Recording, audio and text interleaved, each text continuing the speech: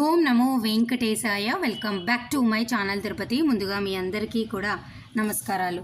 తప్పకుండా మన channel WhatsApp Telegram link comment సెక్షన్లో ఇస్తాను. జాయిన్ అయ్యి అన్ని తిరుమల అప్డేట్స్ ప్రతిరోజు లైవ్గా తెలుసుకోగలరు. ఇక ఈరోజు జూలై 15వ తారీఖున బుధవారం రోజు, రేపు గురువారానికి సంబంధించి ఉచిత సర్వదర్శనం టోకెన్లు తిరుపతిలో ఇవ్వరు.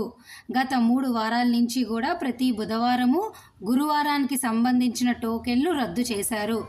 అలాగే రేపు గురువారం రోజు ఉదయము 7 గంటల తర్వాత శుక్రవారానికి సంబంధించి ఉచిత సర్వదర్శనం టోకెన్లు తిరుపతిలో ఇస్తారు.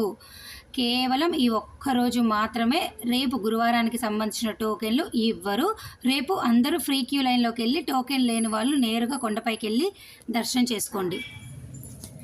ఇక నిన్న జూలై 14వ తారీఖున 75,485 మంది దర్శనం చేసుకున్నారు. 30,939 మంది తలనీలాలు ఇచ్చారు. ఇక 4,36,00,000 హుండీ కానుకలు, 3,70,000 మంది లడ్డు ప్రసాదాన్ని తీసుకున్నారు. 2,99,000 మంది అన్న ప్రసాదాన్ని స్వీకరించారు. 3,928 మంది మెడికల్ ట్రీట్మెంట్ని పొందడం జరిగింది. ఇక ఈరోజు జూలై 15వ తారీఖున అన్ని కంపార్ట్మెంట్లు భక్తులతో నిండిపోగా శిలా తోరణం వరకు కూడా క్యూ లైన్ అనేది పొడిగించబడింది. ప్రస్తుతానికైతే తిరుమల కొండపైన రద్దీ అనేది సాధారణంగానే ఉందండి. ఒకవేళ మీకు ఎటువంటి దర్శన టికెట్ లేని వాళ్ళు ఈరోజు నేరుగా వెళితే మీకు 15 నుంచి 18 గంటల దర్శన సమయం పట్టొచ్చు. 500 రూపాయల టికెట్ ఉంటే 3 నుంచి 4 గంటల దర్శనం అయిపోతుంది. సర్వదర్శనము శ్రీవారి నడక మార్గం టోకెన్లు ఉన్న వాళ్ళకు 5 నుంచి 6 గంటల్లో మీ దర్శనం అయిపోతుంది.